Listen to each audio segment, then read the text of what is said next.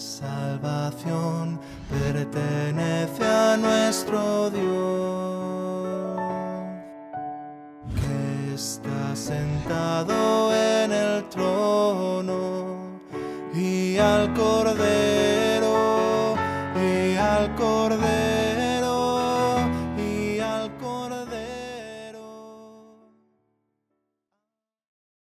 Bueno, esta es la primera vez que nos reunimos. Vamos a estudiar el Apocalipsis, como ya saben. Y las primeras dos sesiones que vamos a tener van a ser un poco más teóricas que las siguientes, porque vamos a hacer una introducción al libro y en general por la naturaleza del libro, como vamos a tratar de abarcar más versículos que lo que hacíamos el año pasado. Los estudios no van a ser tan inductivos como lo hacíamos antes. Van a ser un poco más expositivos, pero estamos con mucho ánimo de empezar este libro porque es un gran desafío y creemos que va a ser muy bueno para nosotros. Me gustaría que, para empezar, compartiéramos entre todos algunas ideas populares que circulan sobre el Apocalipsis. ¿Cómo han escuchado ustedes qué es el libro del Apocalipsis? ¿De qué trata? ¿Qué es lo que tiende a decir la gente comúnmente sobre el Apocalipsis? ¿Han escuchado ideas? ¿Sí? El fin del mundo, claro, eso es clásico. ¿Alguna otra? Sí, que habla de eventos como el arrebatamiento. ¿Sí? Pensaba antes de yo conocer al Señor, ¿Ya? pensaba que Apocalipsis significaba destrucción, catástrofe. Claro, esa es otra de las ideas populares, que es un libro lleno de catástrofes, de calamidades. Me llamó mucho la atención que es revelación. Sí, claro.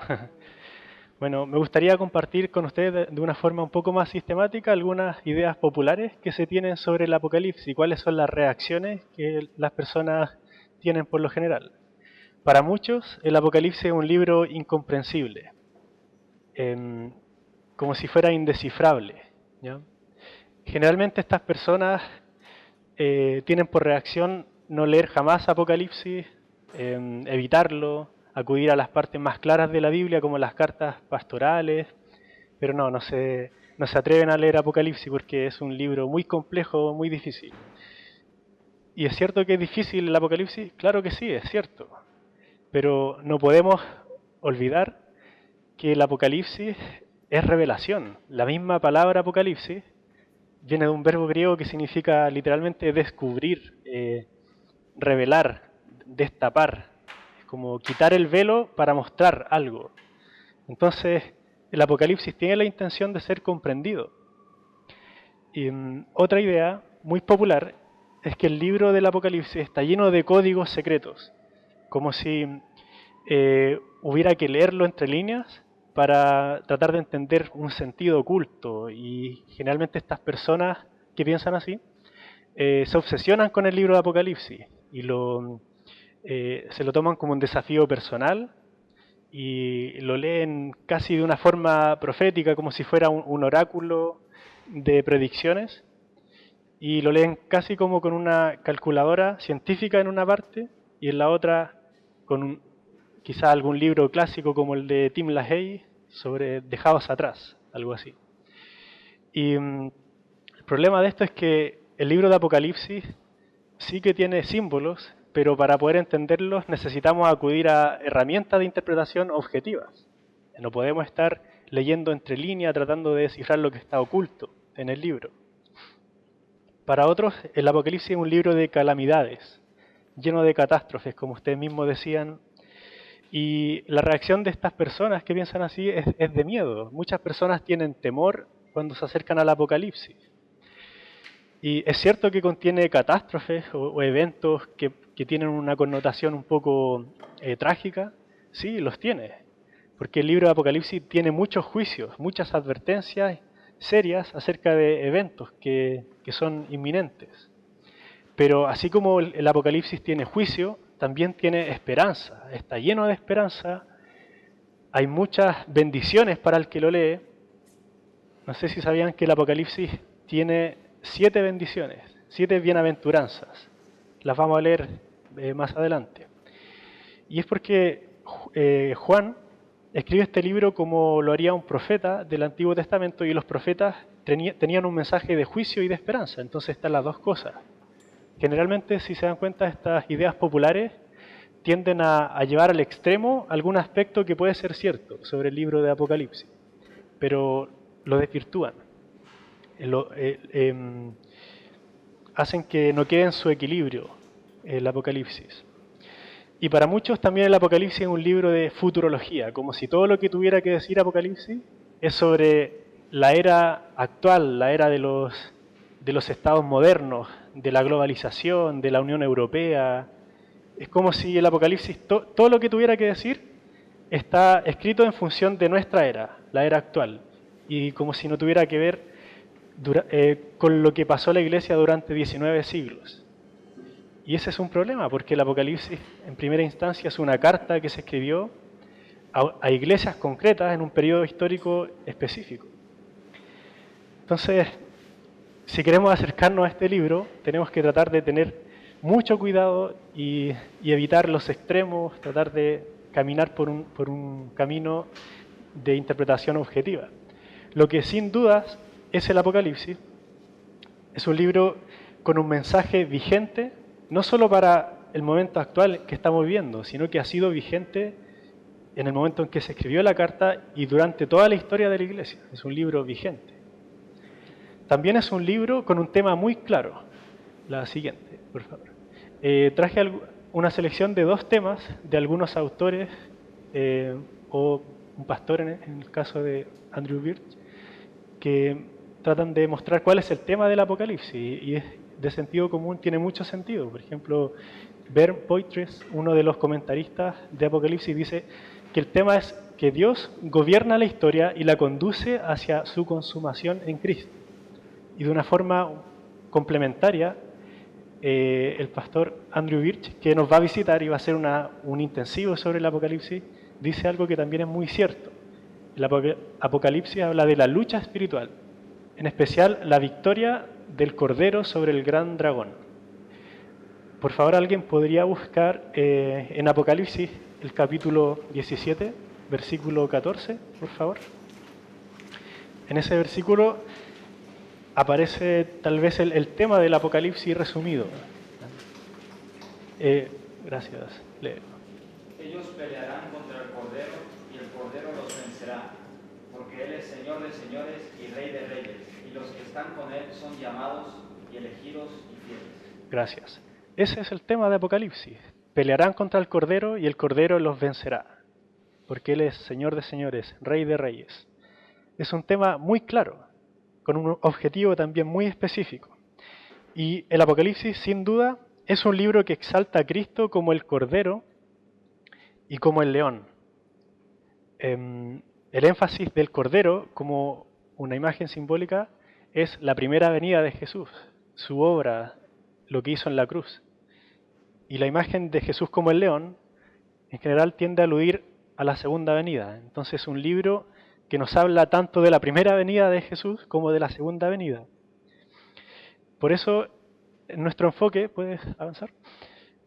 Quisimos hablar del Apocalipsis como la victoria del Cordero, enfatizar lo que Jesús hizo en la cruz, en su resurrección también, y no dejar no descuidar lo que el Apocalipsis contiene como un mensaje pastoral, dirigido a iglesias con necesidades particulares, con problemas específicos, porque al fin y al cabo el Apocalipsis es una carta.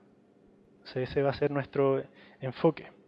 Y hoy, como les decía, vamos a hacer una introducción al libro, una introducción clásica, en que revisamos principalmente el contexto del libro, el tipo de libro, y el objetivo que tenemos hoy es tratar de estudiar el contexto para poder asentar bases para una interpretación correcta.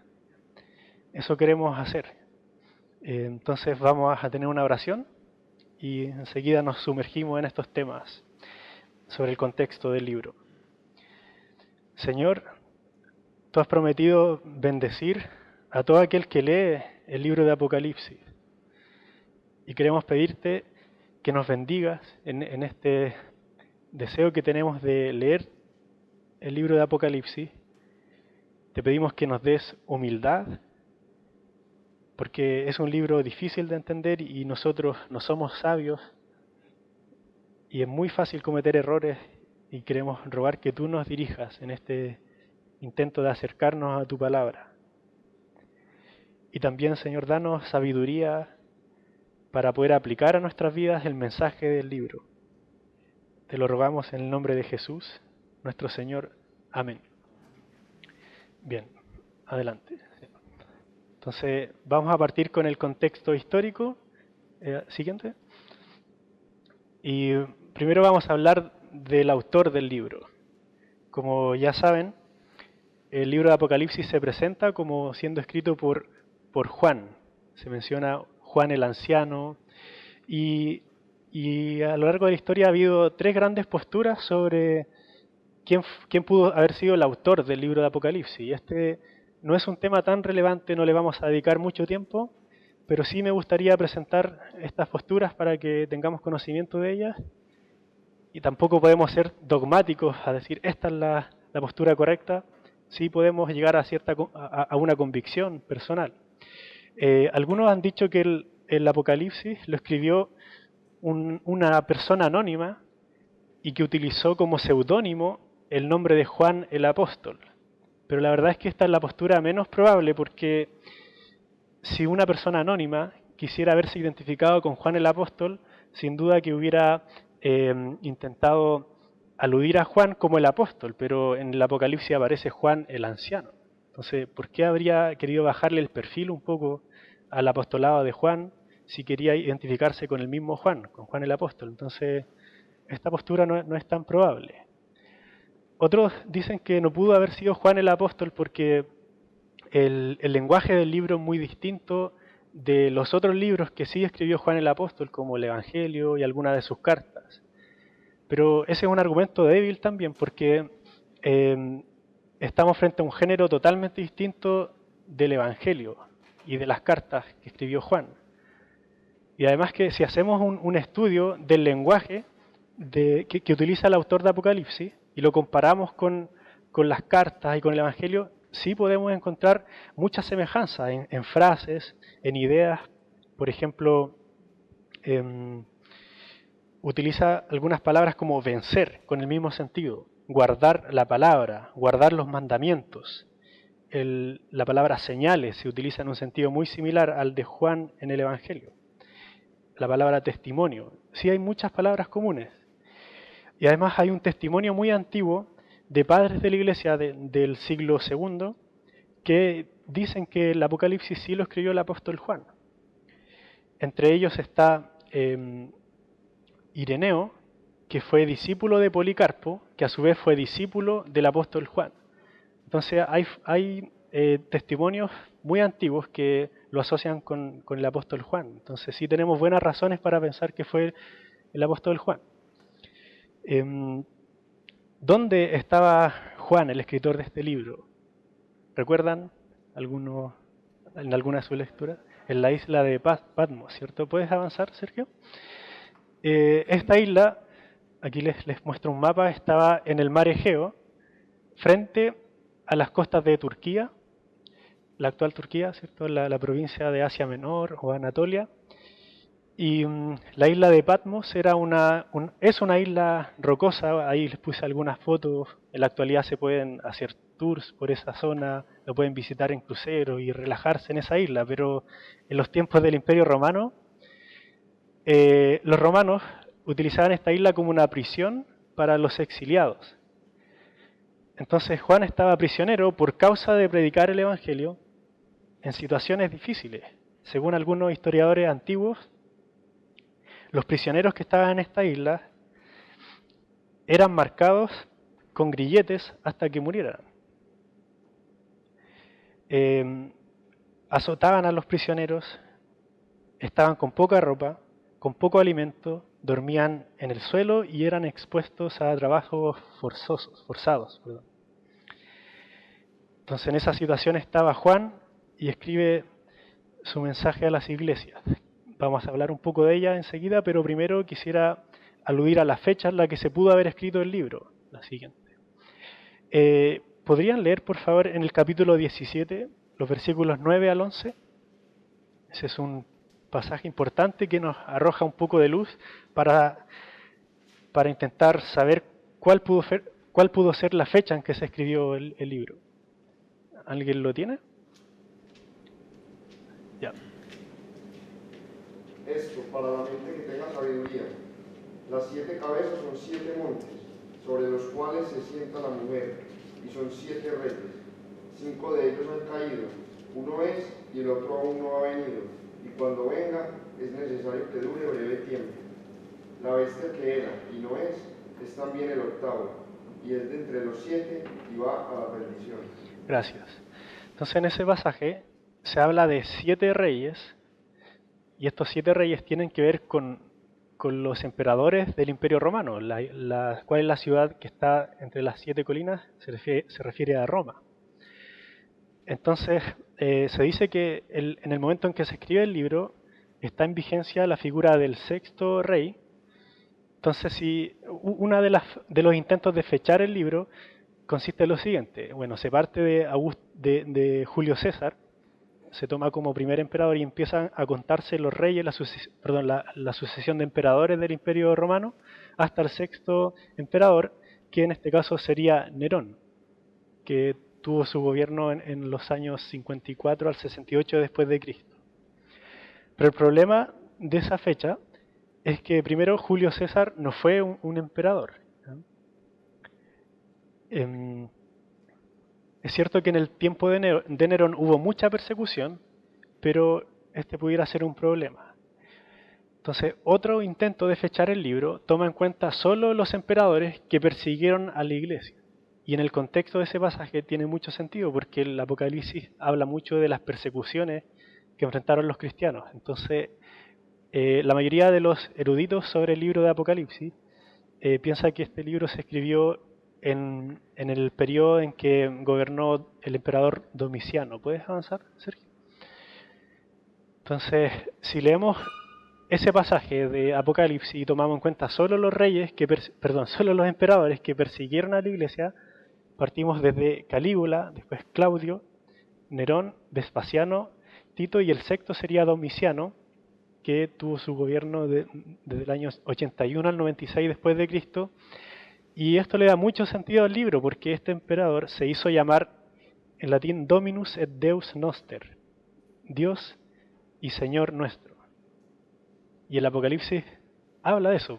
¿Podrían leer Apocalipsis 1:8, por favor?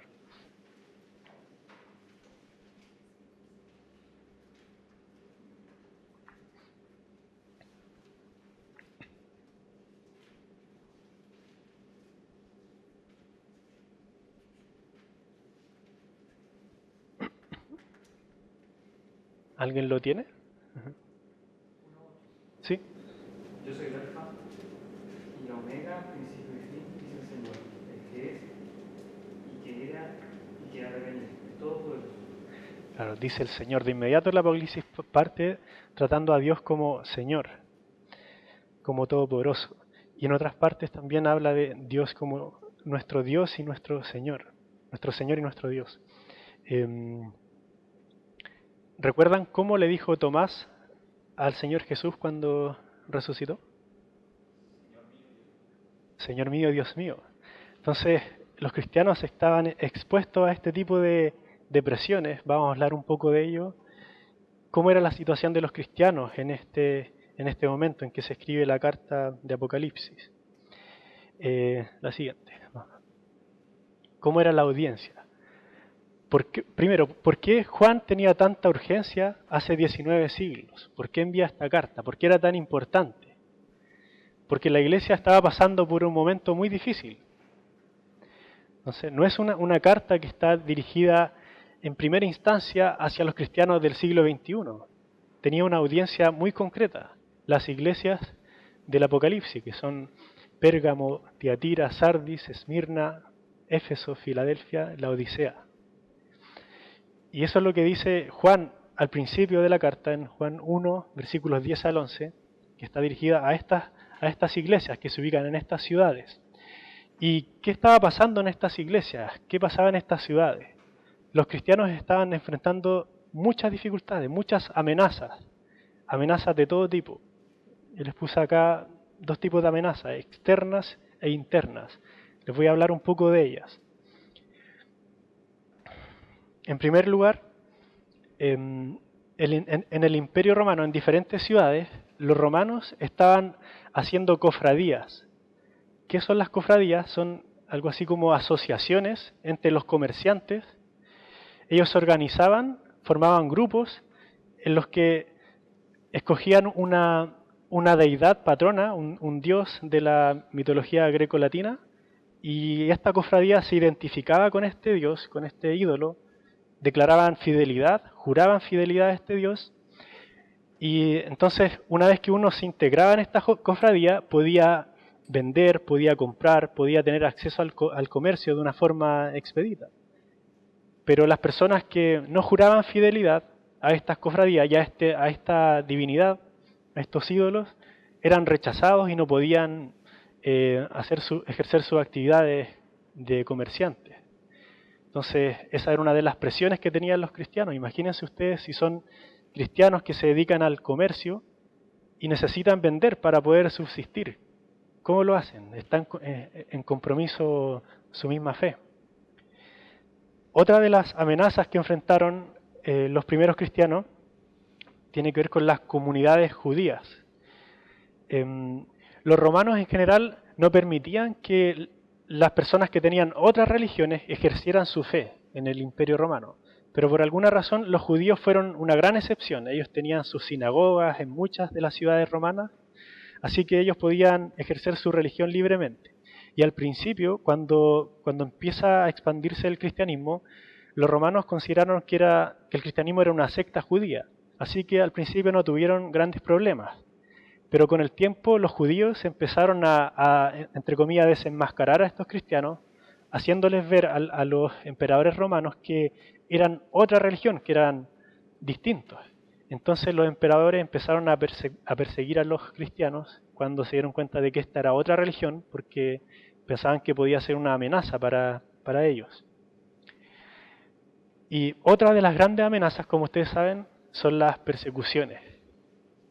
De seguro que muchos de ustedes han escuchado sobre estas persecuciones que fueron feroces. En general, las ciudades romanas tienen un anfiteatro, como el que está en Tarragona, y los cristianos en muchas ocasiones fueron llevados al anfiteatro y arrojados a las fieras para que pelearan con ellas y que intentaran defenderse, y así morían. O a veces los quemaban en la hoguera. Por ejemplo,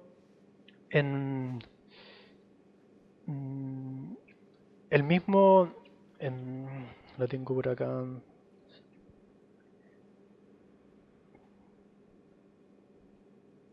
Olvidé el nombre, pero es el discípulo del discípulo de Juan, que me parece que es Ireneo. No, perdón, el discípulo de Juan, Policarpo, fue quemado. Era el obispo de Esmirna, era discípulo directo del apóstol Juan, y él fue quemado. Y una de las cosas que según la tradición dijo Policarpo, cuando lo estaban desafiando a que renegara de su fe, él dijo algo así: 86 años he servido a mi Señor, jamás me ha hecho mal, me ha colmado de bienes. ¿Cómo puedo odiarlo? ¿Cómo puedo odiar a mi Maestro, mi Salvador, de quien espero mi felicidad y quien es el vengador de los justos? Y así fue como murió, quemado en la hoguera. Sin ir más lejos, a mediados del siglo III, acá mismo en Tarragona, que era una ciudad romana, Tarraco, fue llevado a la hoguera otro cristiano que se llama Fructuoso. Entonces era terrible lo que estaba pasando en esa época. Y sin duda por ese motivo es un mensaje muy actual para nuestros días, porque las persecuciones están incrementándose de una forma asombrosa de la que ni siquiera somos tan conscientes, no solo en la actualidad. Hoy día mismo, de hecho, leía un poco sobre el incremento de las persecuciones en Indonesia. Es un país donde el 13% de todos los musulmanes del mundo está en Indonesia. Y están destruyendo las iglesias, están haciéndole las vidas imposibles a los cristianos en esos lugares.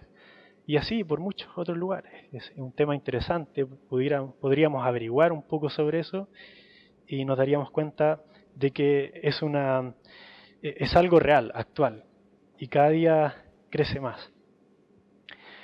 Pero no solo estaban expuestos a amenazas externas los cristianos, también había muchas amenazas internas.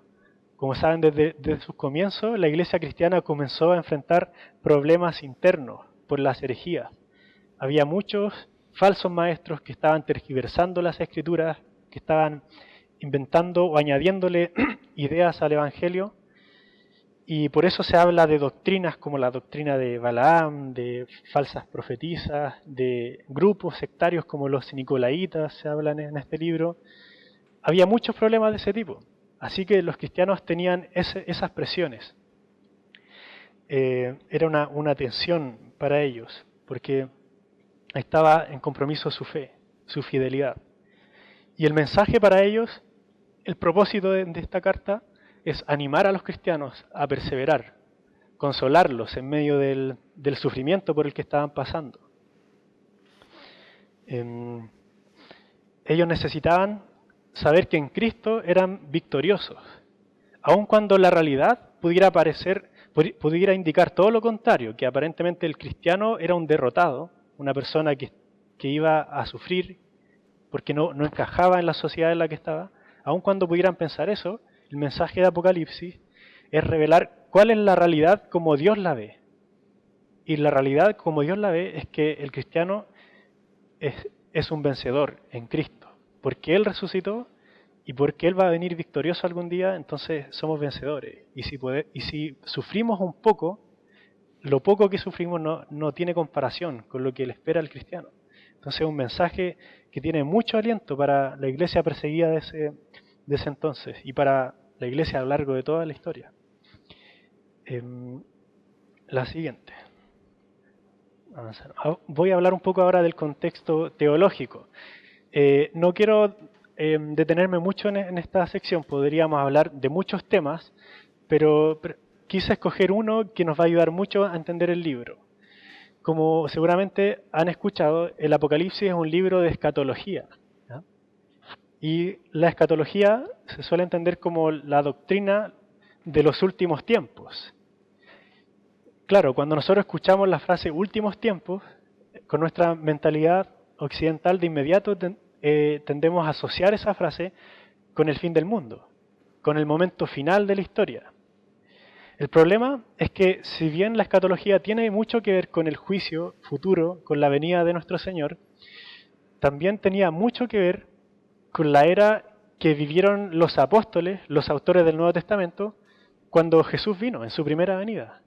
Y me gustaría demostrarles este hecho con algunas citas. Podrían buscar en Hebreos 1:2 y la primera carta de Pedro 1:20. Es muy importante que consideremos estos pasajes. Escatología viene de una palabra griega que significa último o postrero. Así se tiende a traducir, los postreros tiempos, los últimos tiempos. Y veamos qué entendían los autores del Nuevo Testamento por estos últimos tiempos. ¿Alguien lo tiene? ¿Sí? En estos últimos días nos ha hablado por medio de su Hijo, a quien Él constituyó el heredero de todo, Gracias. por medio de quien hizo los mundos. Gracias, Héctor. Según ese pasaje, ¿cuándo son los últimos días? Estos son los últimos días. ¿Qué dicen? Cuando se nos ha hablado por medio del Hijo, algo así. Y eso, claro, ¿y eso cuándo ocurrió? En la primera venida del Señor. Claro. Como tú dices, hace 2000 años ya los autores del Nuevo Testamento estaban en los últimos días. ¿Tienes la segunda, la de Primera de Pedro? ¿Alguien la tiene?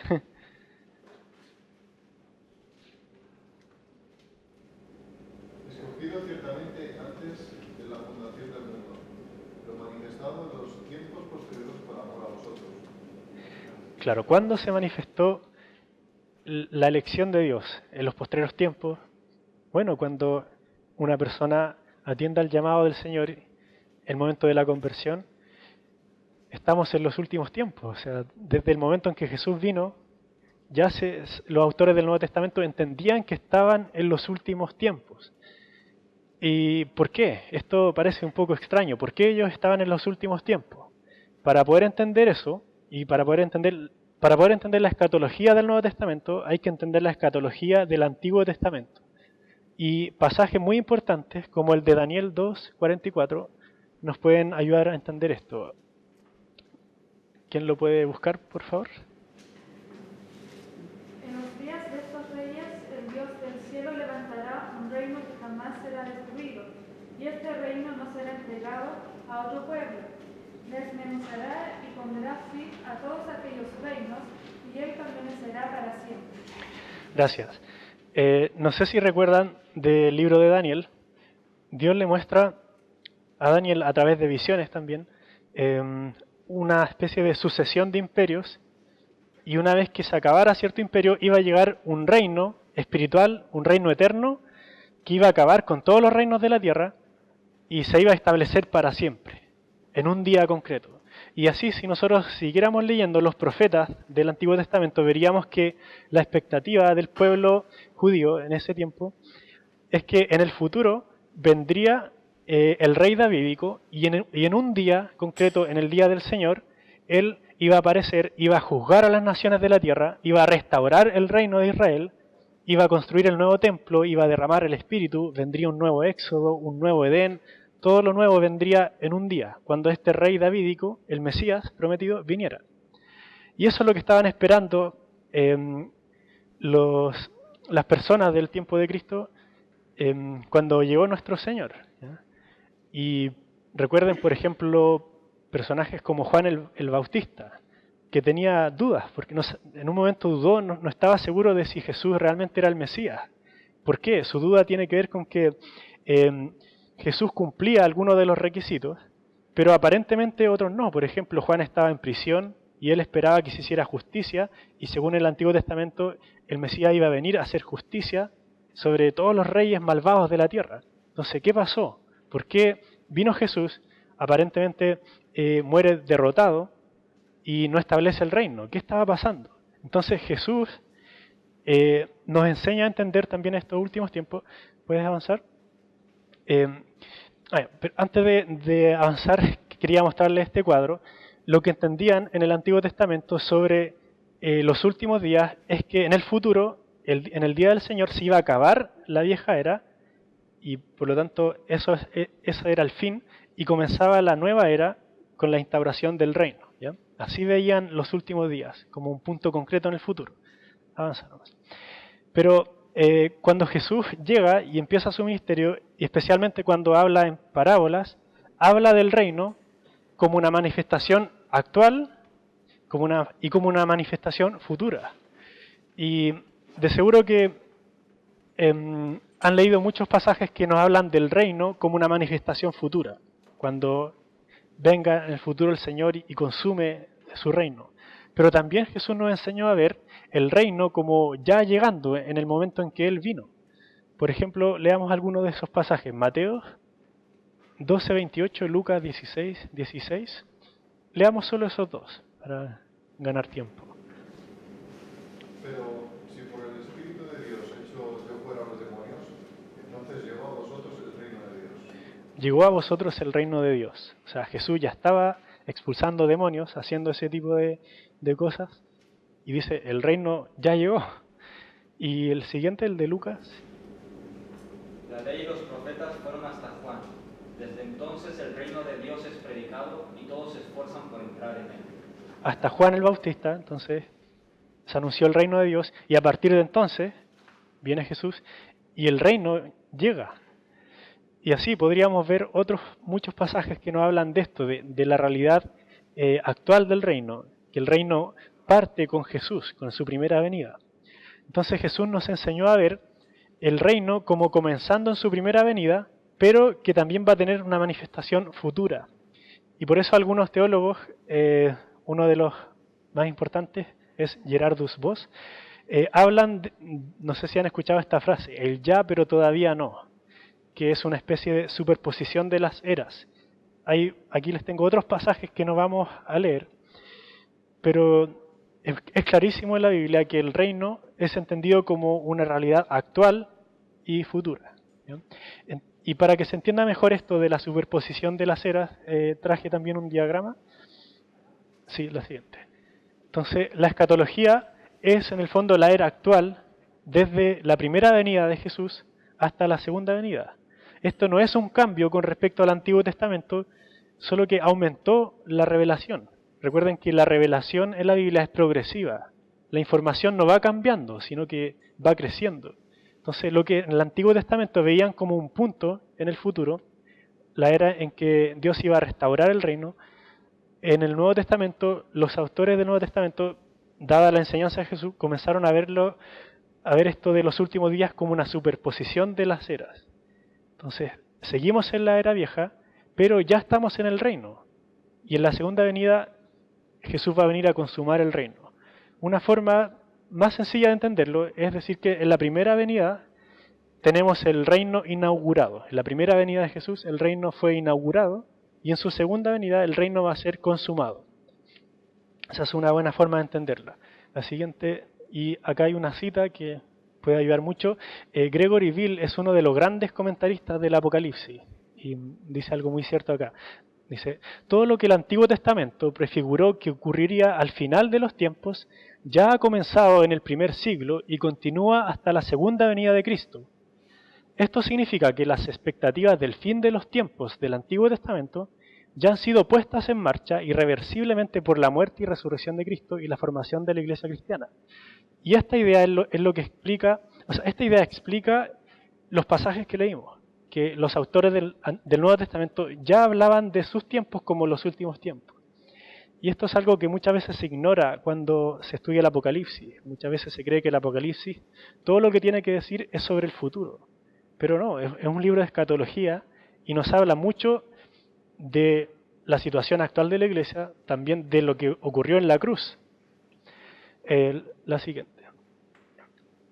Bien, y ahora vamos a hablar un poco sobre el género de Apocalipsis y sobre cómo interpretarlo. Ese es el objetivo que tenemos hoy día, tratar de asentar principios de interpretación objetivos para cuando vayamos sección por sección. La dificultad de Apocalipsis es que es un libro que tiene 3 géneros. Y lo que de seguro podemos garantizar es que una buena clasificación del género de Apocalipsis nos llevará a una buena interpretación. Y por el contrario, si lo clasificamos mal o si en el camino enfatizamos más un aspecto del género textual que es Apocalipsis, vamos a correr el peligro de cometer errores de interpretación. Entonces, una buena clasificación es una buena interpretación. Y aquí hay 3 pilares que no podemos olvidar a lo largo de nuestros estudios. Es que el Apocalipsis, primero, es una epístola, una carta. Segundo, es una profecía, el lenguaje profético, literatura profética, y también es literatura apocalíptica. Entonces no podemos descuidar ninguna de las 3. Bien, entonces una buena definición de Apocalipsis es la siguiente, ¿sí? De Richard Bauckham. Es una profecía apocalíptica en forma de carta circular dirigida a las 7 iglesias de la Asia romana.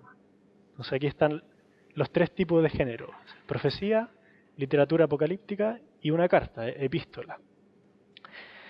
Y cada género tiene un énfasis particular. La siguiente. Estudiar el Apocalipsis como carta necesariamente nos va a llevar a darle un tratamiento pastoral, como también queremos hacerlo nosotros. O sea, el Apocalipsis, al ser una carta dirigida a la iglesia, tiene propósitos ministeriales. Quiere consolar a la iglesia, quiere hablar de las necesidades que tiene la iglesia, necesidades espirituales, que pueden ser actuales. Al ser una profecía, va a ser como las profecías del Antiguo Testamento, y el mensaje esencial de los libros proféticos era un mensaje de juicio y de esperanza.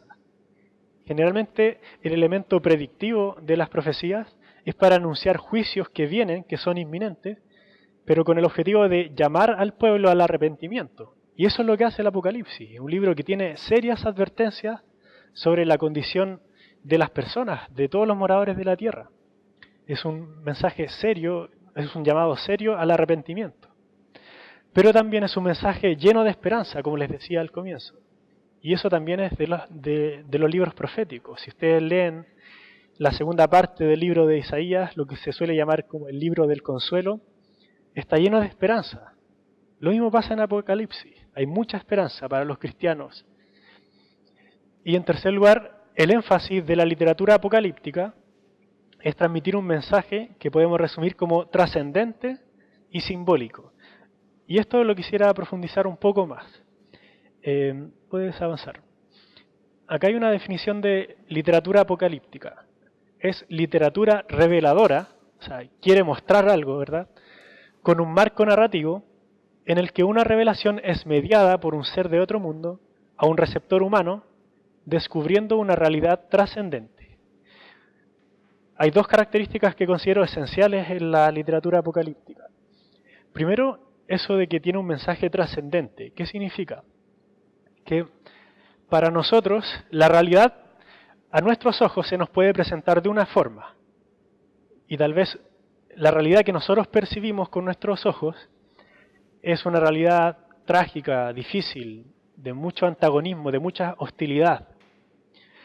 Pero el mensaje trascendente es como si Dios nos mostrara cómo es la realidad a sus ojos, ante sus ojos.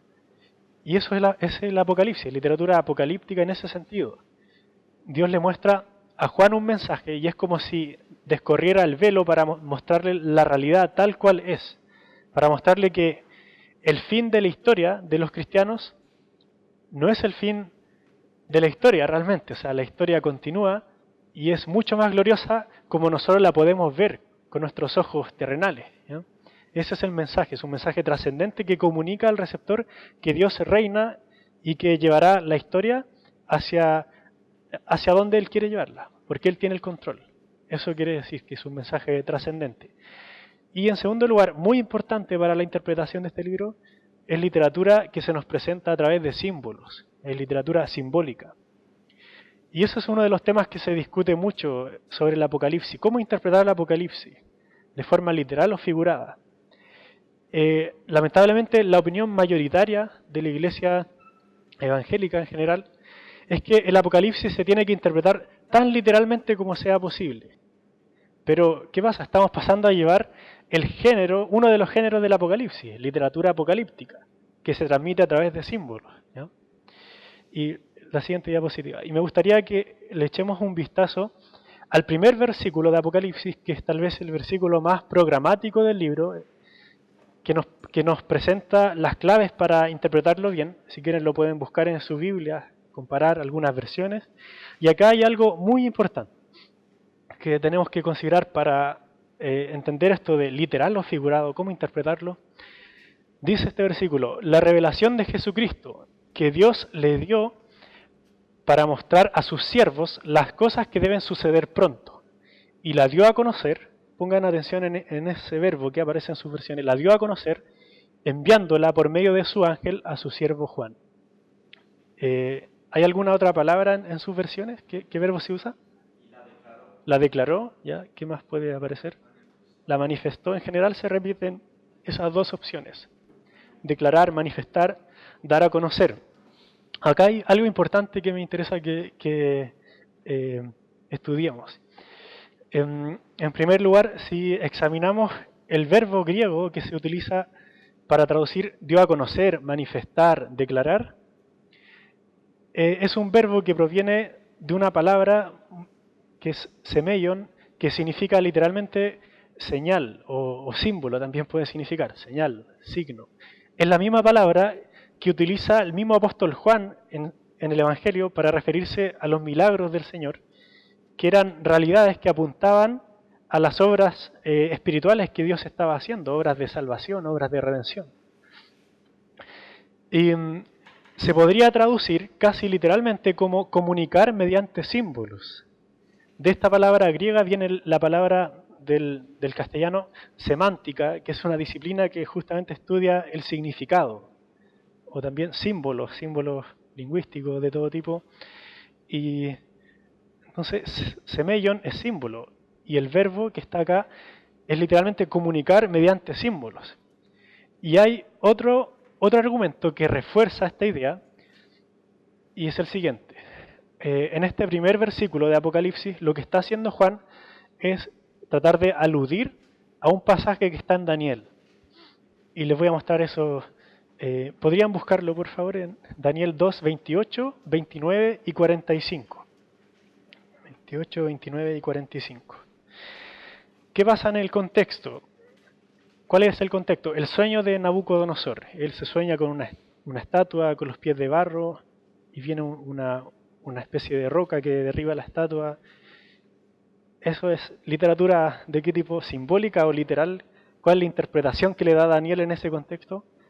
Se refiere esto se refiere a imperios, son reinos que vienen. Entonces, no está hablando de una visión de una realidad tangible que va a ocurrir de forma literal. No, es una visión con símbolos de algo que va a ocurrir, ¿ya? Y hay varios paralelos entre Apocalipsis 1.1 y este pasaje de Daniel. Si ustedes tratan de leer esos pasajes, se van a dar cuenta de que se repiten palabras como revelación de Dios. Y si pudiéramos leer la Septuaginta, que es la traducción del hebreo al griego del Antiguo Testamento, veríamos que la palabra es la misma, Apocalipsis, la revelación de Dios. También se repite la frase Dios mostró o Dios mostrará. Se repite cosas que deben suceder. Y también se repite que Él dio a conocer. En el versículo 28 y 29 de Daniel no aparece el verbo semaino, que es el verbo que yo les decía que se debe traducir como comunicar mediante símbolo. Aparece otro verbo. Pero en el versículo 45 de Daniel 2 sí que aparece ese verbo, semaino, el mismo. ¿Y cómo son las visiones? Insisto, ¿cómo es la visión de Nabucodonosor? Es una estatua que representa imperios. Entonces, nos está diciendo desde el mismo comienzo, Juan nos está diciendo, prepárense porque lo que viene a continuación es un montón de símbolos. Prepárense a recibir una cantidad elevada de símbolos. Entonces, en vez de interpretar el Apocalipsis tan literalmente como es posible, debiéramos interpretarlo tan figuradamente como es posible. Para algunas personas, la interpretación figurada es sinónimo de interpretación liberal. Claro, porque hay algunas tendencias de hablar, por ejemplo, de la resurrección de Jesús. No, está hablando en términos figurados, es una resurrección espiritual. ¿Ya? Entonces dirían que si interpretamos el Apocalipsis de forma literal, de forma figurada, eso es liberal. Eso es ser modernista o algo así. Algunos dicen que tomar la Biblia, o en este caso tomar el Apocalipsis de forma figurada, es no tomar la Biblia en serio. Solo tomamos la Biblia en serio cuando la interpretamos de forma literal.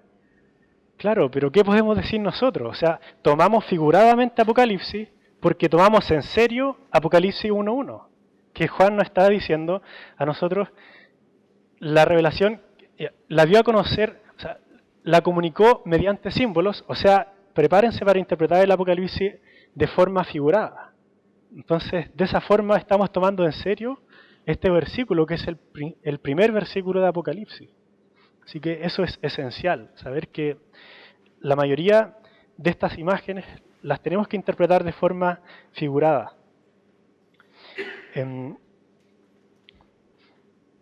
Ahora una pregunta, la siguiente. ¿Por qué creen que en el Apocalipsis hay tantos símbolos? ¿Por qué simplemente Dios no nos quiso transmitir ideas de forma más clara, de forma literal? ¿Por qué lo quiso hacer a través de tantos símbolos? Bueno, una de las respuestas es que es el tipo de género, ¿cierto? Es literatura apocalíptica. Por definición, va a ser literatura de símbolos. No sé si alguien se aventura a dar alguna otra respuesta. ¿Por qué en el Apocalipsis hay tantos símbolos? Por mientras que lo piensan, lo que está subrayado en rojo ahí arriba es el símbolo 666, con letras griegas, la Gi, la Xi y la Sigma, que es como se escribía el 666 en griego. Y hay algunas imágenes simbólicas de pinturas que nos muestran las visiones del Apocalipsis. ¿Por qué querría Dios transmitirnos este mensaje a través de símbolos? No sé si alguien... ¿Sí? Puede ser, claro. Se habla de una realidad que no podemos entender con nuestros sentidos. Y para que pudiera ser comprendida se necesitaban imágenes pictóricas. Puede ser, claro. Bueno, hay muchas posibles respuestas. También puede ser que los cristianos necesitaban, por la situación en la que estaban, necesitaban una carta que no entendieran todas las personas, a lo mejor. Puede ser. Y que solo ellos entendieran, con su trasfondo judío, que fuera fácil de entender para ellos. Pero sin duda una buena razón por la que el Apocalipsis se nos presenta a través de símbolos es por lo siguiente. Otra pregunta, le respondo con otra pregunta. ¿De dónde viene la mayoría de los símbolos del Apocalipsis? Claro, del Antiguo Testamento.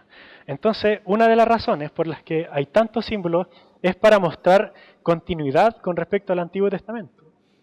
Juan quería que los lectores vieran la realidad como el cumplimiento del Antiguo Testamento, y eso es lo que hacen también los autores del Nuevo Testamento. Hablan del Antiguo Testamento como cumpliéndose todo en Jesús.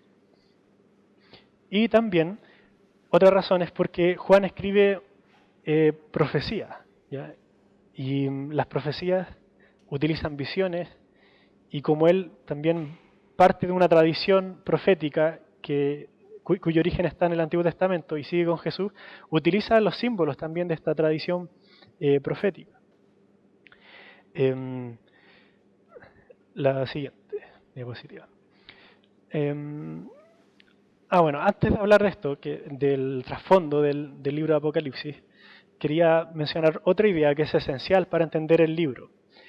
Si nosotros hacemos un estudio detallado de cómo interpretan los autores del Nuevo Testamento, el Antiguo Testamento, en especial las profecías, nos sorprenderíamos, porque ellos nos hablan de los eventos de los que fueron testigos, es decir, la venida de Jesús, su muerte, su resurrección, la venida del Espíritu Santo, el origen de la Iglesia. Todo eso lo vieron como el cumplimiento de profecías que tenían visiones tan aparentemente sobrenaturales como las que vemos en el libro de Apocalipsis. Por ejemplo, supongamos que en el Antiguo Testamento se describe un nuevo éxodo. Claro, un nuevo éxodo, ¿qué significa? Que se abren las aguas de forma sobrenatural, que pasa el pueblo por entre medio de las aguas. Pero ¿qué nos dicen los autores del Nuevo Testamento? Pero si eso se cumplió en Jesús. Él es el nuevo éxodo. Él abrió un camino de salvación de forma espiritual. En Ezequiel, por ejemplo, se nos habla de un gran templo con dimensiones sobrenaturales, muy grande. La adoración se describe con una intensidad muy grande. En este templo vemos una especie de río que emana desde uno de sus portales. Es un templo magnífico, el que se describe en muchos de los capítulos del libro de Ezequiel. Vamos al Nuevo Testamento, vamos a las palabras de Jesús. Él se identifica con el templo. Leemos el libro de Efesios. ¿Dónde está el templo? ¿Cuál es el templo? La iglesia, los cristianos. Entonces, los autores del Nuevo Testamento vieron que las profecías del Antiguo Testamento se cumplieron en realidades espirituales, en Jesús y en la iglesia. Entonces, esa es una buena clave para entender, para ver cómo interpretar las visiones del Apocalipsis. Y nosotros creemos eso, creemos que las visiones del Apocalipsis describen realidades espirituales que tienen que ver con Jesús en su primera venida, con la iglesia a través de toda la historia y con la segunda venida de Jesús. Bueno, ya saltó a la vista, como les dije, que otra de las claves de interpretación esenciales para poder entender Apocalipsis es conocer su trasfondo, el Antiguo Testamento. El Apocalipsis está lleno de referencias al Antiguo Testamento. Hay diferentes intentos por contabilizar cuántas alusiones hay al Antiguo Testamento y la verdad es que citas literales hay muy pocas. Algunos dicen que casi no hay, algunos dicen que hay una sola cita textual, pero lo seguro es que el libro está lleno de alusiones al Antiguo Testamento, lleno. Algunos de los libros más citados son Daniel, Ezequiel, los Salmos, Isaías, pero algunos autores dicen que se cita casi todo el Antiguo Testamento, casi todos los libros del Antiguo Testamento. Pueden encontrar referencias a Génesis, Éxodo, Levítico, todos los libros. Es impresionante cómo el autor quería mostrar la continuidad con respecto al Antiguo Testamento.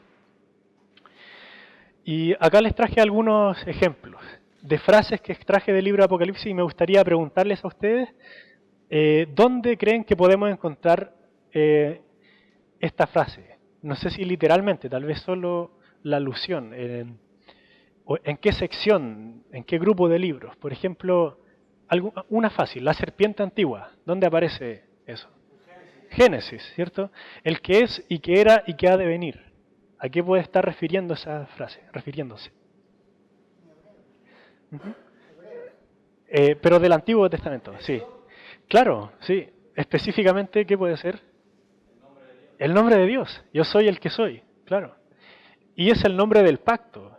Cuando Dios hace pactos, se revela siempre con esa frase. Yo soy el que soy. Es el lenguaje de plagas. Sencillo, ¿cierto? Del Éxodo, sí. Cielo nuevo y tierra nueva. ¿En qué libro? ¿Perdón? Isaías, bien, sí. La Nueva Jerusalén. Bueno, partiendo con Jerusalén, que se describe en muchos de los libros históricos, ¿cierto? El árbol de la vida. Génesis también. El lenguaje de bestia, de cuernos. Daniel, sí. ¿Se dan cuenta? Muchas frases son evidentes alusiones al Antiguo Testamento. Algunas otras son un poco más difíciles. Por ejemplo, si leyéramos aquello sobre el sello que tienen los escogidos en la frente, seguramente no sabríamos identificar a qué sección del Antiguo Testamento alude. El ¿Sí? libro de, creo que Ezequiel, Claro, está con una cruz. claro, eso, sí, bien. Interesante. De hecho, cuando venga Andrew Birch, él va a hablar mucho sobre el trasfondo del Antiguo Testamento. Pero lo seguro es que está lleno y cuando avancemos en este estudio no podemos perder de vista que hay muchas alusiones al Antiguo Testamento. La siguiente. Y vamos a hacer a ver, quiero ver la hora. Tenemos media hora más. Creo que mejor vamos a seguir. Pero un pasaje muy importante es el de Apocalipsis 21 y 22, cuando se describe ya el estado actual, la situación final, después de que Jesús venga y establezca y consume el reino. Y esa sección está llena de alusiones al Antiguo Testamento y es un ejercicio que podríamos hacer ahora, pero solo les voy a pedir que leamos Apocalipsis 22 del 1 al 5. Esteban, ¿tú lo podrías leer, por favor? Y ya. Y me mostró un río de agua vida, resplandeciente como el cristal, que fluye del trono de Dios y del Cordero. En medio de su calle, a uno y a otro lado del río, estaba el árbol de vida, que produce 12 frutos, dando su fruto según cada mes. Y las hojas del árbol son para sanidad de las naciones. Y ya no habrá más maldición, sino que el trono de Dios y del Cordero estará en ella, y sus siervos le servirán. Y verán su rostro, y su nombre estará en sus frentes. Y ya no habrá noche, y no tienen necesidad de luz de lámpara ni de luz de sol, porque el Señor Dios resplandecerá sobre ellos y reinará por los siglos de los siglos. Gracias. La siguiente. Bueno, toda esta sección en general nos habla de muchos temas que ya están en el Antiguo Testamento. Nos habla de una nueva creación, de una nueva Jerusalén, de un nuevo Israel, de un nuevo tabernáculo, de un nuevo pacto, de un nuevo templo, de un nuevo Edén y del estado final del reino. Y todos son referentes que ya están en el Antiguo Testamento. Es como si en el Antiguo Testamento Dios hubiera definido un lenguaje, su alfabeto, y en el Nuevo Testamento, y en especial en pasajes como, en libros como el Apocalipsis, lo que hace Dios es utilizar este lenguaje para describir una realidad espiritual. Y, bien, la siguiente. Voy a leer otra cita de este autor, que es bien interesante. Dice: las instituciones y otras realidades del Antiguo Testamento son prefiguraciones proféticas de realidades equivalentes e intensificadas en el Nuevo Testamento. Estos temas tipológicos y proféticos sugieren una creencia en Dios como el diseñador soberano de toda la historia, la que va a resultar en su gloria. Cada una de las ideas bíblicas, el nuevo pacto, el nuevo templo, el nuevo Israel, la nueva Jerusalén y la nueva creación, son ideas metafóricas que se refieren a la misma realidad, la presencia íntima y gloriosa de Dios con su pueblo. La siguiente. Bueno, entonces, esa es otra clave, insisto, el trasfondo del Antiguo Testamento. Vamos a tener que tratar de distinguir estos ecos a medida que avancemos, donde hay alusiones al Antiguo Testamento. Y otra clave esencial para entender el Apocalipsis es la centralidad del Evangelio. Y la centralidad del Evangelio es centralidad en Jesús y en la cruz, en su primera venida. Sobre esto no voy a insistir mucho.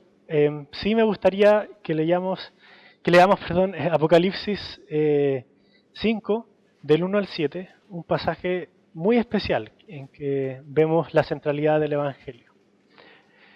La voy a leer, dice: y vi en la mano derecha del que estaba sentado en el trono un libro escrito por dentro y por fuera, sellado con 7 sellos. Y vi a un ángel poderoso que pregonaba a gran voz: ¿quién es digno de abrir el libro y de desatar sus sellos? Y nadie, ni en el cielo, ni en la tierra, ni debajo de la tierra, podía abrir el libro ni mirar su contenido. Y yo lloraba mucho, porque nadie había sido hallado digno de abrir el libro ni de mirar su contenido. Entonces uno de los ancianos me dijo: no llores, mira, el león de la tribu de Judá, la raíz de David, ha vencido para abrir el libro y sus 7 sellos. Miré y vi en el trono, con los 4 seres vivientes y los ancianos, a un cordero de pie, como inmolado. Y vino y tomó el libro de la mano derecha del que estaba sentado en el trono. Y él es digno de abrir este libro. Y a partir de esta escena comienza todos los ciclos de los 7 sellos, las 7 trompetas, los 7 símbolos, las 7 copas, y todo eso gracias al Cordero, que fue inmolado. O sea, la centralidad del Evangelio acá es evidente. Entonces, el Apocalipsis es un libro que habla mucho de Cristo, está saturado de Cristo realmente. La siguiente.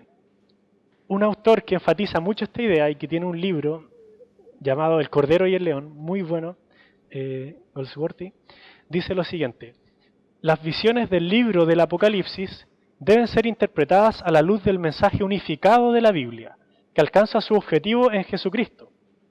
Hay una línea particular de interpretación que no sigue este principio.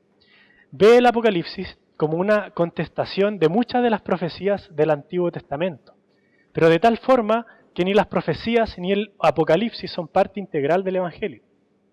El Evangelio no es un paréntesis del cumplimiento profético, sino que es más bien su esencia.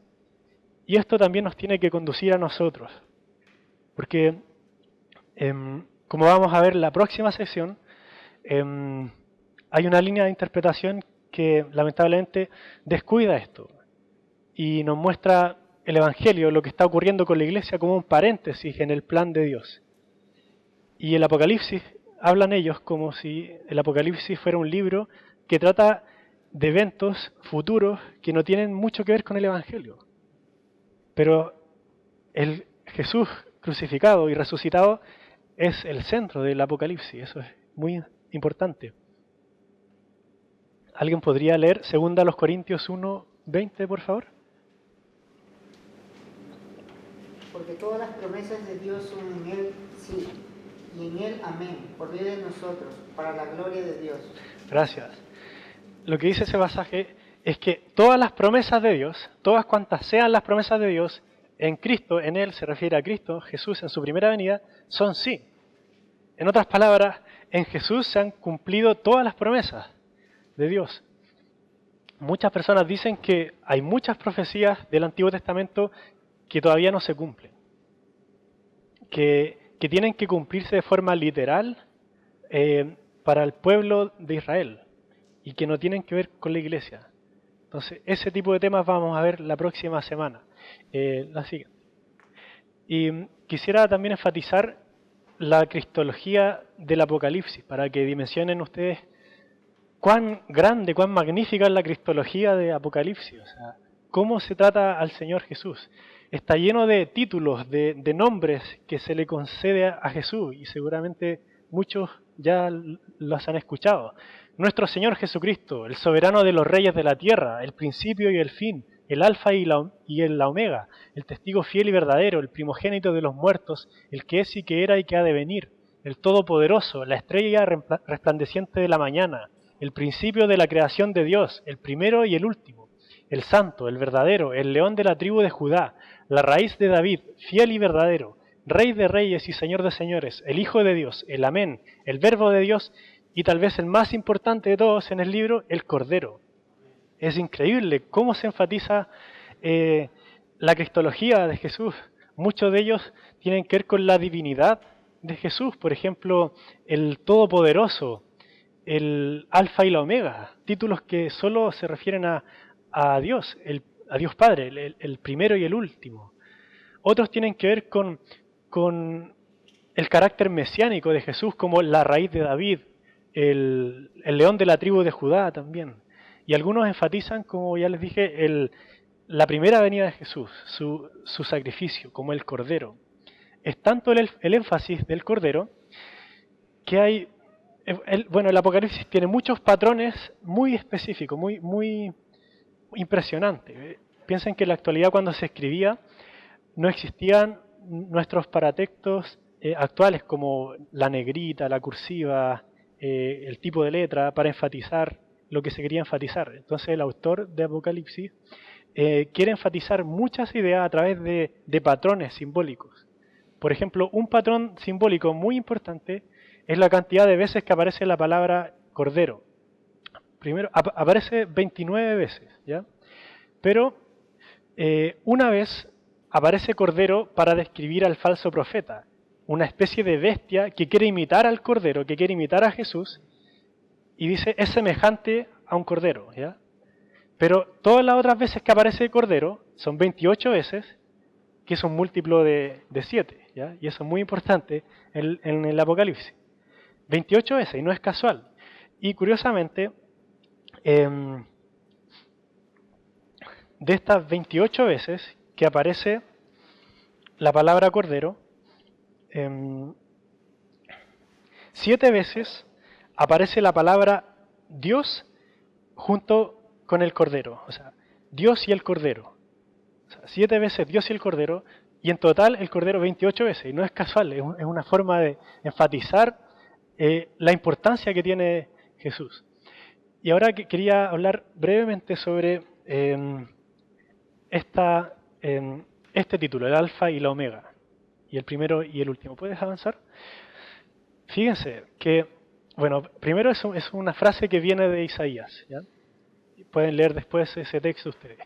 Pero el Apocalipsis a veces habla de Dios como el Alfa y la Omega, y es clarísimo que se está refiriendo a Dios, como Apocalipsis 1.8, y otras veces habla de Cristo como el primero y el último, o el Alfa y la Omega, ¿ya? Se intercambia este título, refiriéndose a Dios y a Cristo. Entonces está diciendo que Jesús es Dios. Y es un pasaje muy interesante de compartir con testigos de Jehová, por ejemplo. ¿Puedes avanzar? Yo aquí les traje una cita literal de la traducción del Nuevo Mundo, de los testigos de Jehová.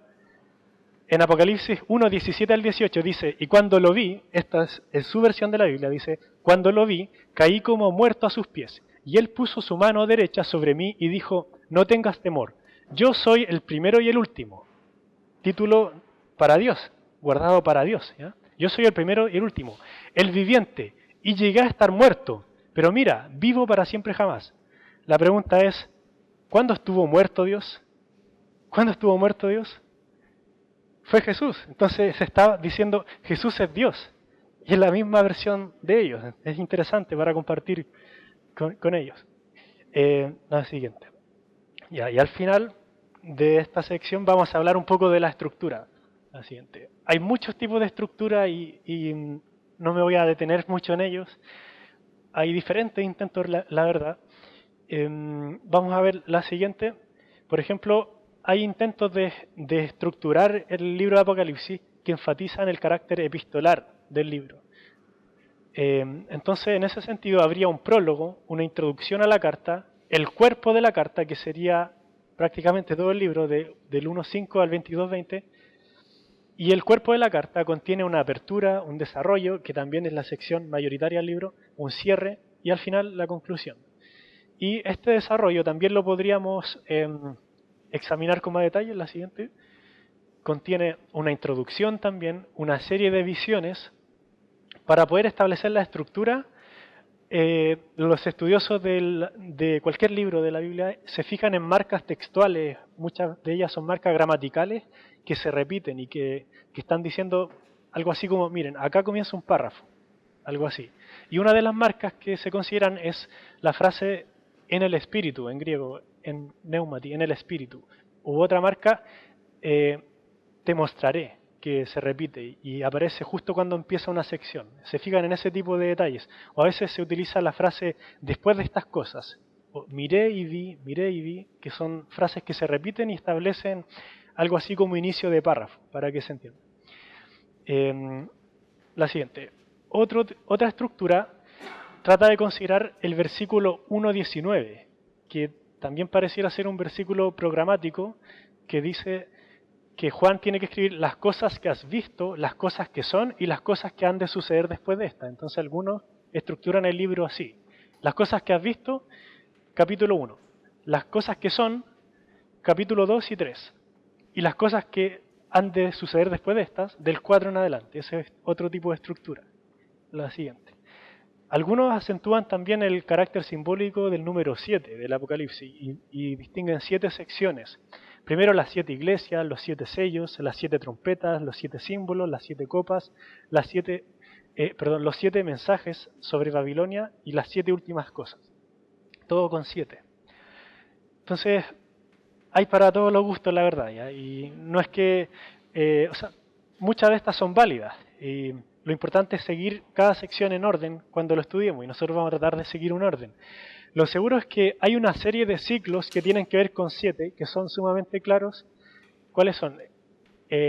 Los 7 sellos, las 7 trompetas y las 7 copas. También, en un sentido, los 7 símbolos, aunque no se habla tan textualmente de 7 símbolos. Y voy a mostrar que esos símbolos, ese ciclo también tiene una estructura muy fina, muy compleja. Por ejemplo, el ciclo de los 7 sellos, el primero de los ciclos de 7. Tiene esta estructura. Primero se describe un personaje, que en este caso se describe el Cordero. Después viene una serie de 6 juicios. Luego hay un paréntesis, una especie de interludio, en que en general aparece una promesa para la iglesia. Y después de esa promesa viene el 7º juicio, que es el juicio final. La siguiente. Y esa estructura se repite a lo largo de estos ciclos. Por ejemplo, en las 7 trompetas, lo mismo. Aparece un personaje que son los 7 ángeles. Después los 6 juicios, una promesa para la iglesia y finalmente el 7º juicio y juicio final. Entonces es un libro muy fino. Lo mismo con los 7 símbolos. Personaje, la mujer y el dragón. 6 juicios, promesa para la iglesia y el 7º juicio y el juicio final. Adelante. Y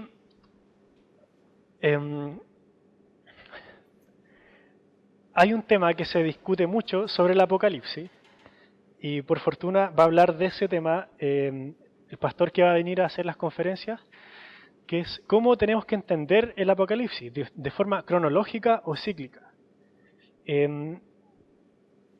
Me gustaría solamente hablar de esto en pocas palabras, porque el pastor que viene lo va a tratar con más detalle, ¿ya? Pero es importante que lo veamos hoy también, porque esta clase es un marco para las que siguen, ¿ya? Bueno, esos pasajes no los vamos a leer, pero lo que dicen esos versículos es esa frase, después de estas cosas miré y vi, ¿ya? Después de estas cosas miré y vi, se repiten a lo largo del libro de Apocalipsis. Lo importante que debemos tener en cuenta es que la cronología del libro no es una cronología de eventos históricos, sino que es una cronología de visiones. O sea, una visión viene después de la otra. Por eso dice, después de estas cosas miré y vi. Nos dice, después de estas cosas vendrá, después de estas cosas ocurrirá este evento. No, hay una cronología de visiones. Las visiones se suceden unas a otras.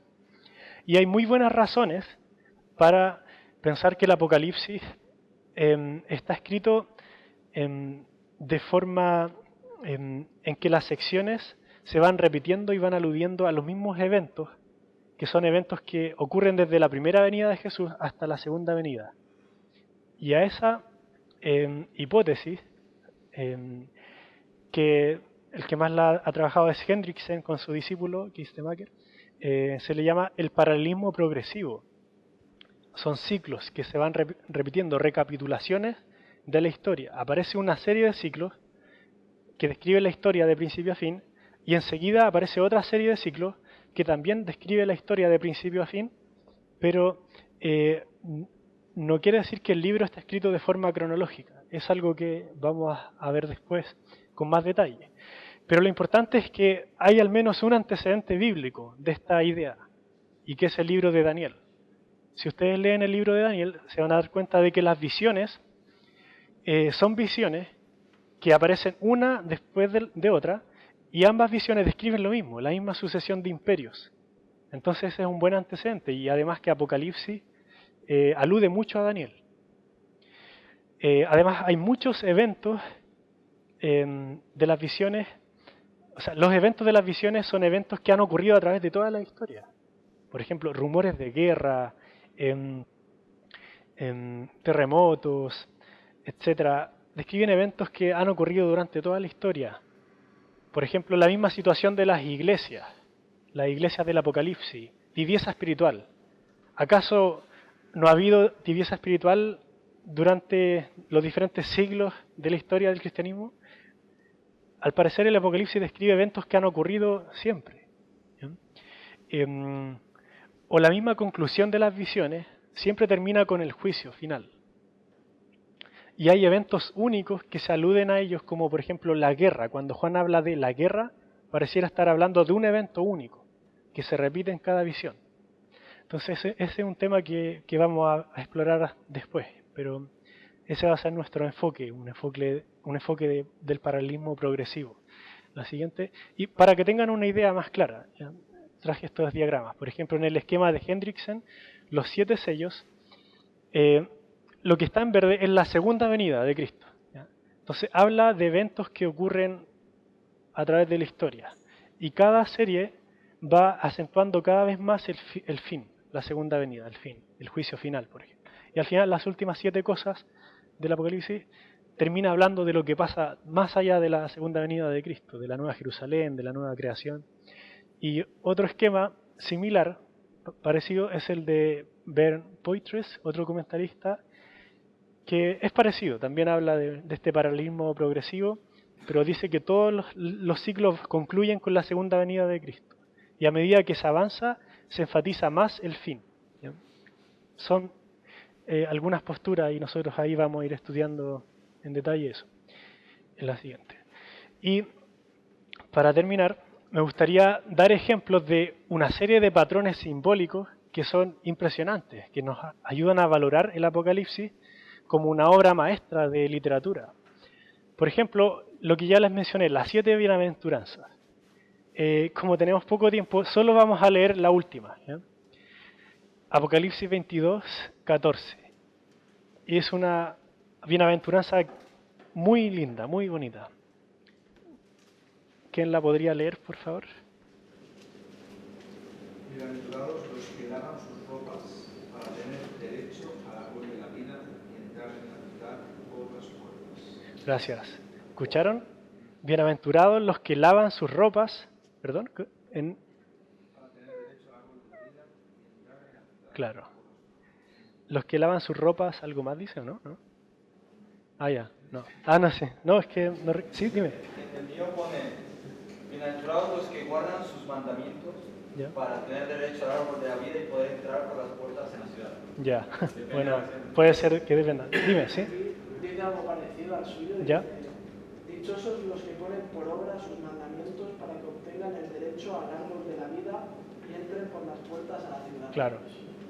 Bueno, son promesas que vamos a tener que examinar en su momento y bienaventuranzas muy, muy lindas, con consuelo para la iglesia, para la situación que estaban viviendo. ¿Ya? Los que guardan los mandamientos, los que han lavado sus vestiduras en la sangre del Cordero, aparece en otras secciones, van a tener acceso al árbol de la vida, una imagen muy linda que nos describe la situación real de los cristianos, aun cuando estén en medio del sufrimiento. Hay cánticos, y muchos cánticos también tienen patrones simbólicos. Por ejemplo, en el cántico que aparece en el capítulo 5, versículo 9, ¿quién lo tiene?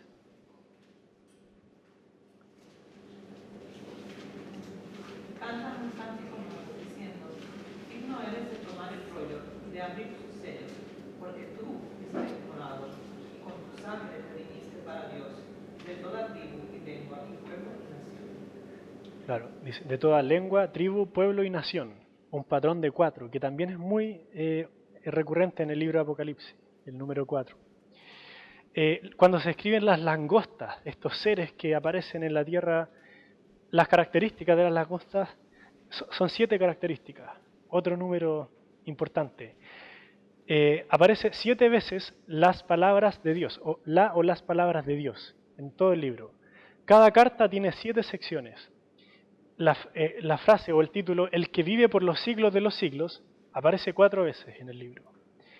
Aparece 7 veces la frase el alfa y la omega. Los 7 espíritus son mencionados 4 veces también. ¿Puedes avanzar? Aparece 12 veces el número 12 para describir Jerusalén al final del Apocalipsis. Imagínense, eso no es casual. 10 veces se usa la palabra mujer, que también es importante en el libro. 3 veces la palabra esposa. 14 veces la palabra santos, un múltiplo de 7. Y 10 veces los moradores de la tierra. 6 veces aparece la palabra grande referido a Babilonia. Y el número 6 es el número de Satanás. Y lo curioso es que no hay muchos patrones simbólicos para hablar de Satanás. Entonces, un libro muy interesante, muy complejo, con estructuras muy complejas. Y es un desafío para nosotros enfrentarnos a él, pero lo más importante es que tiene un mensaje, como les decía, un mensaje pastoral, de ánimo, de consuelo a los cristianos y que es muy vigente para la iglesia en la actualidad. ¿Puede avanzar hasta el final?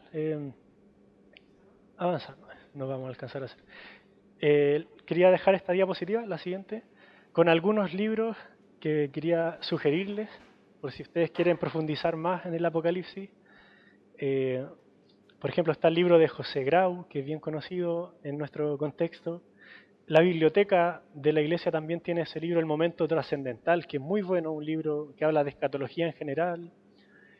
Está el comentario de Simon Kistemaker, el discípulo de Hendriksen, y Hendriksen también tiene un libro importante. Y así también hay otros, el que mencioné de Goldsworthy, El Cordero y el León, son libros que les sugerimos. También es interesante ver diferentes puntos de vista sobre el Apocalipsis, hay un libro sobre eso y que puede ser de utilidad.